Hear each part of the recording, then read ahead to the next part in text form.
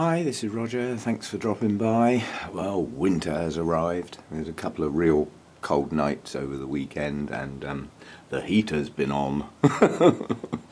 Clocking up my bills. Still, this is my hobby, you know. So that's what I spend my money on. So be it. But the thing is with the English winters is that it's not all cold. You know, so there are, I mean, it's supposed to be getting milder again as the week goes on and then colder again next weekend. It comes and goes, but my idea of the residual heat from opening this door that I'm standing in now, and then all the heat from the downstairs of the house filters in here and saves the need for the heater coming on quite so often. Well, that didn't work last night. When I got up this morning, the house was freezing. Yeah, well, it's a balancing act, you know. If I close this door round when I go to bed, the heater will kick in on and off all night long. Well, that's relatively expensive. Whereas, you know, sort of warming the house up first thing this morning didn't take much energy, I suppose. So, and you can always put an extra layer on if you're a bit chilly, you know, not too bad. So good weekend for me, sort of birthday weekend really. My daughter was down for the weekend and my son came round Saturday night, my eldest son, and we had some Chinese food and watched a film, so a few people round. And yeah, I went to take my daughter home yesterday, got everything packed up in the car and sat down and turned the key and we had the oh no, I do not need car troubles. Anyway, I mean, in the old days, I used to do everything myself on my cars. So there's an amount of experience, although it's old experience, and it was with older cars that you could work on yourself. You know, I mean, you open the bonnet on a modern car nowadays and you can't even see the engine. It's all covered up. You can't get at anything. But the problem had all the hallmarks of a battery connection not being done up tight or come loose or something like that. So I thought, well, that bit of the car I can look at. So bonnet up, and I mean, I got hold of the first battery terminal, and I mean, it was absolutely tight. There was nothing wrong with it. I got hold of the second one and burnt my hand. It was hot, really hot. Well, when you get a resistance with electricity, it's due to the current not flowing properly. Yeah, there's something not right there. So I thought, well, that connection's not right. So out with the spanners, take the connection off, clean it up, you know, do it back up again, get back in the car, vroom, we're off. So that's what the problem was. Now, of course, it doesn't end there. You know, when you never get one problem, do you? They say everything comes in threes. Well, number two was when I got home, I pulled into a turning space to get the car round the way I like to park it, and a headlamp went out. So I've now only got one headlamp, so I can't drive the car after dark. That's illegal. So I've now got a headlight to sort out. Ugh. Cars, hate them or love them, but unfortunately you've got to have them, haven't you? Right, today's video, there's some new blooms to look at as I get round. I got a lot to do out here today, so it won't be high on the filming. The workload comes first. After a weekend with people round and everything, virtually nothing's been done out here. So I'm behind again. That's what happens. So catching up day. But there are some new blooms to look at as I go round relatively quickly. And we'll see how we go from there. And yeah, the car can wait. I got a feeling I might have a... Last time I changed the headlamp bulbs, I got the brighter ones. Well, obviously, nowadays you buy them in pairs. And quite honestly, you just as well fit the two new ones, hadn't you? So they had two new bulbs fitted. But because my car's a European car, not a UK car, the settings in a lot of the European countries are that your headlamps are permanently on. You can't actually turn them off because that's the laws in those countries. You must have dipped headlamps on, which I perfectly agree with. You've got your lights on, you've got more chance of people seeing you, you know. So I agree with that. But unfortunately, obviously, the headlamp bulbs don't last as long as they would do if they were off most of the time. So they do go round a bit quick. But I got a feeling when I replaced those bulbs last time, I actually kept the old bulbs. They may be buried in the dashboard somewhere, which means I've got like a temporary replacement, and I can sort that out. More dirty hands. Oh, I hate working on cars. I hate that oily, greasy muck that you get when you're messing with cars. And no, I haven't got gloves. Yeah, so I'll get the car sorted, but at the moment I need to sort of open up my notes, see where I am, see what has to be done today, see what can possibly wait till tomorrow, and we'll go from there. One thing I have noticed straight away walking out here is this nice orange Vanda's starting to go. This spike opened first, so that's the first to go, but it's already dropped a lot of blooms. They're starting to drop on the second spike, so that's not going to be much longer, and it probably won't bloom again this year, but that's its third blooming. You can't really complain. It had a double spike, then a single, and now this pair. So, I mean, you know, that's effectively 5 spikes on this plant this year. You can't really fault that, can you? And I mean, it's a lovely colour. Nice dense spikes as well, so it's a good show. I'll get to the rest as and when I get to it, basically. Oh, this will make you laugh as well. My daughter was, we were chatting about my orchid channel, basically, and she said, where are most of your viewers then? Are they all in the UK? Because that's where you're based. I said, no, actually, there's probably 6 times more viewers in the States than all of the rest of the world put together. So the majority are in the States. And she said, what are all these dislikes? I said, well, that's called life. You get them whether you like it or not. And there's a low percentage. I don't even worry about it. But she said, what are there? She inquired, basically, about the dislikes. And I said, well, if you get into the analytics, you can actually sort of look at things, you know. So we went and had a look, basically, and the snapshot that came up, you know, there was something like 1,600 likes and 20 dislikes from the States. Well, 20 out of 1,600, I don't even think you can do a percentage on that. It's so tiny it doesn't matter. You know, and then there were several hundred from the UK and 2 dislikes, you know. And then we looked down the list, and in the Ukraine, I don't even think I know where that is. Eastern European country, anyway. But in the Ukraine, I had 20 likes and 22 dislikes. So I don't know who I've upset in the Ukraine, but there must be a few out there that don't like Roger. Consistently don't like Roger, because they were against quite a few videos. Oh well, win some, lose some, as they say. But it's quite fun playing around with the analytics sometimes. You can click on the geography bit, and actually a map of the world comes up, and you can sort of put your mouse over the countries and, you know, see if people are watching from the countries. It's amazing where your watchers are. It's quite interesting. It's quite interesting to find that in such a large country like China, there's nobody watching. Work that out for yourself.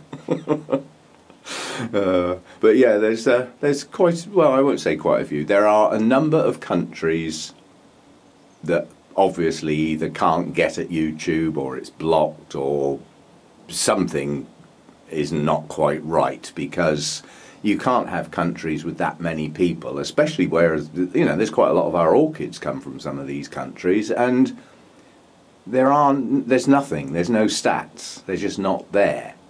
Well, in reality, that doesn't sound possible, but anyway, yeah, so sorry the Ukraine, whoever I upset.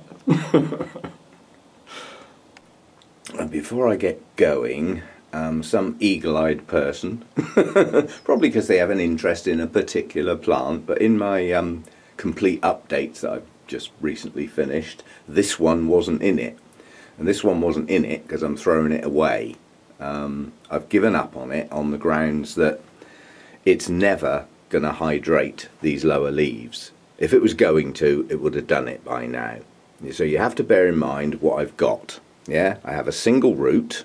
Yeah, I have signs of a new growth at the base. If I take the top of the plant off, that's probably 5 or 6 years away from becoming a plant that's even big enough to think about blooming. Yeah, and I'm not prepared to do that. I just can't be bothered, quite honestly. I don't like the plant enough to put a huge amount of effort into it. It's done nothing at the top. The top leaves still haven't hydrated. And quite honestly, those are the only leaves that stood a chance of recovering, and they haven't. It's not growing. It hasn't pushed out any roots, despite all the help it's had. So it's going. I just can't be bothered with it. There's a limit to how much effort I'll put in, and it all depends on the plant. I don't like this plant enough to put in 5 or 6 years worth of effort to get some more blooms on it. I've got some nice Vandas. I'm happy with the ones I've got. And quite honestly, this was a tatty plant when I've got it. It's never looked very good. You know, even cutting off all the old leaves in the bottom of the stem. It's just not worth it. Oh, this is the first one on the list for today. This is my Dendrobium rhodostictum. And it's just opening. Now, this is the second time it's bloomed for me. First time it had a single bloom that lasted, about 3 months, I think. Ages and ages. It's got 2 blooms this time. It did have 3 buds, but 1 blasted. I'll live with that because I've still got 2. These will both open okay. So we can look forward to 2 or 3 months worth of this. It might be a bit less due to the temperature drops because these blooms are winter blooms, or almost winter blooms, as opposed to the previous one, which was a summer bloom. So we shall see, but just opening. I love these little flowers. It's not open good enough to see yet, but it soon will be. That started to open yesterday, so yeah, that's 1 new bloom. Now, strictly speaking, this isn't open properly yet, but the difference between it being fully open and not quite open is minimal. This is Bulbophyllum Elizabeth Ann, and it's the Buckleberry variety. This I'm pleased with as a spike, because this particular Bulbophyllum can produce spikes with very uneven blooms. You know, like you get them all round one side and an odd one sticking out. This has got a lovely even flow to it. Yeah, each little bloom is quite reasonably evenly spaced. It's not a bad one. Now, as this opens, the top bit will literally open up and show the actual wobbly lip thing. But it's a nice even bloom this time. Certainly the last time it bloomed it wasn't. It was a bit lopsided. So I'm quite pleased with that one. Just looking at the plant, you know, for those growing this sort of thing, perhaps anticipating a spike, that's the size of the new growth. That's how big it got at the point it put the spike out. And if you look round here, there's another new growth here. Well, that's nowhere near as big yet, and its roots have only just started to come out. Now, that may well bloom, but I would say not yet. The other new growth is hanging out of the pot. That has pushed some roots now and is approaching the right size to bloom. Yeah, so there may be a succession of blooms on this one. But again, you know, this spike was started to be produced a while ago when it wasn't so cold. Well, now it's colder, so maybe the 2 latest growths won't even bloom. They might bloom better. I don't know. I haven't had Bulbophyllums long enough. Simple as that. I don't know what they're going to do in the winter. Whether they're going to stop growing, carry on, you know, die. I don't know. I haven't had them long enough. But anyway, that is a nice bloom. Not fully open yet, but it will be shortly. Now, obviously, we've got to have a look at this dopey Nobly. Blooming at the wrong time of year. Silly whatnot. But any blooms, you have them when you get them. It's as simple as that. Now, this is out of season, and although it did this last year a bit earlier, not as late as this, it only had a couple of blooms, whereas this year its out of season blooms are actually substantial. Let's just have a look at why. It's not a problem, but it's the consequences. So if you look at this cane here, this is this year's cane, yeah? It's capable of blooming from each node from as low down as that, yeah? So let's look what we've got on this cane. We've got a couple of nodes at the very base. That node's been used, that one hasn't, that one hasn't, that one has, that one's got buds, that's blind, there's buds there, buds there, buds there, buds there. So how many of those nodes are going to be left to bloom in the spring? And the answer is not many. So that's the consequences of this Nobly blooming out of season. This massive new growth this year has also bloomed this year, which means there won't be so many blooms on that cane next year. But boy, will that be a hell of a support cane for the plant through the winter and help produce new growths next year. Now if we come round to this cane that's blooming, this is an older cane, this is last year's cane, and it bloomed in several places, and I believe it's used up most of its nodes by blooming now. Yeah?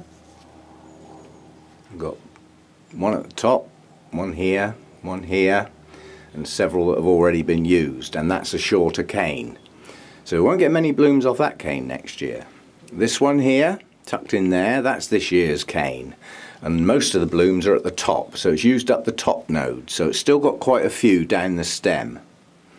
And if we come around the back of the plant, if I can turn it without knocking everything flying, it's the trouble with large strappy plants, this is a new growth and it has no buds on it at all, so that one will bloom next year. I think the temperatures have dropped enough now to stop that producing any more buds.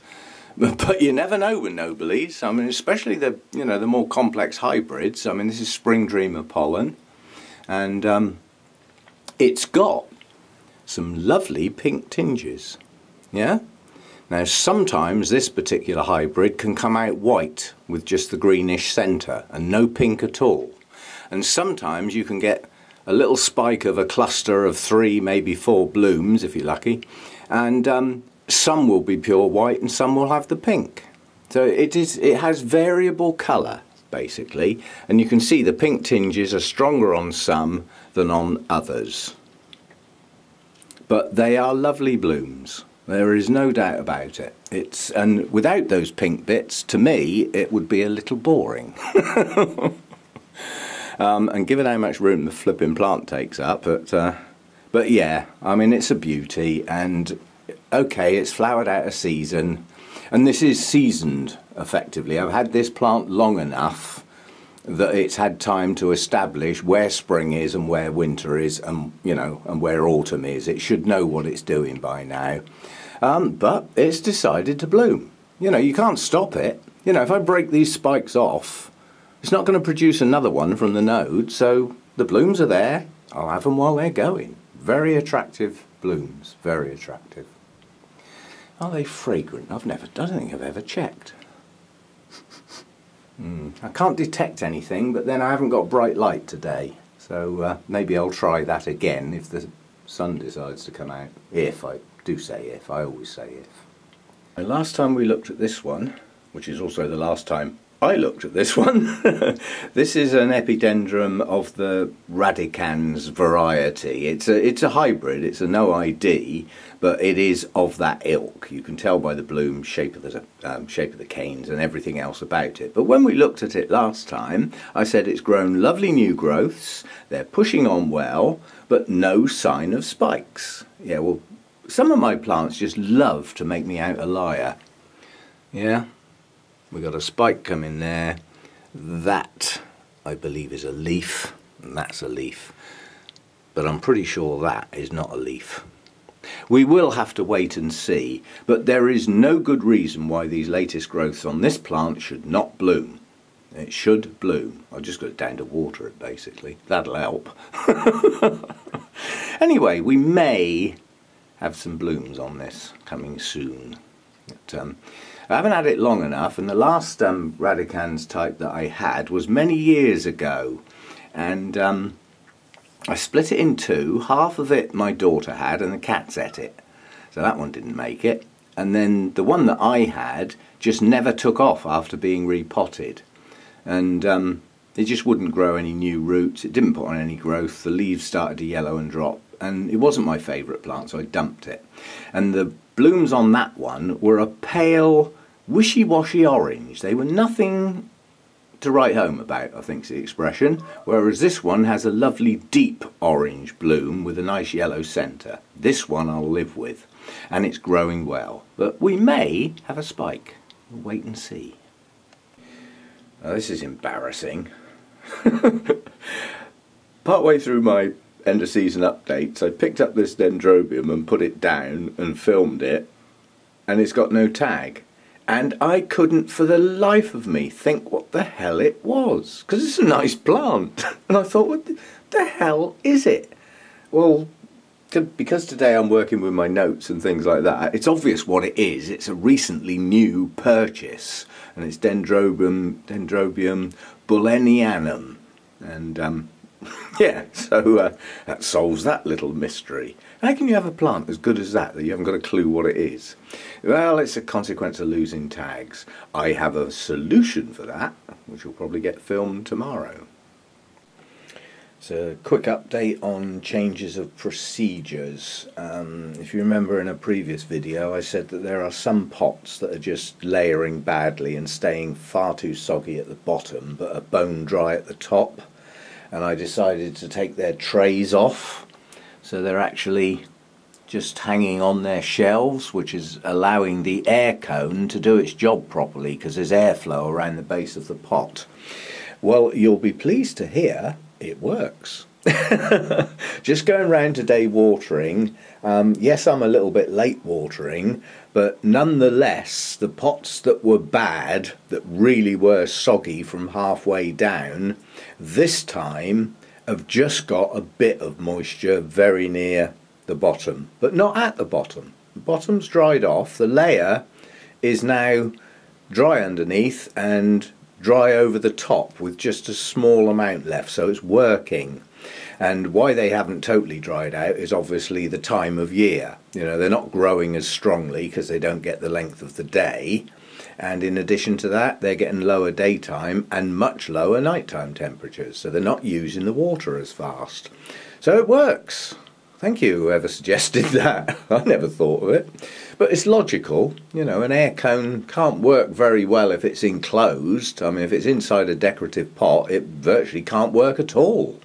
So having that extra airflow around the bottom of the pots is fundamentally working, and it just makes sense, quite honestly. And I'm avoiding the dripping on the plants below, which was another reason for the trays, by letting them drain on a grill. Those that have still got trays, I know somebody's going to say, you've still got some in trays. Those are the ones I don't want to dry out fast. Yeah, so my tray has become a tool.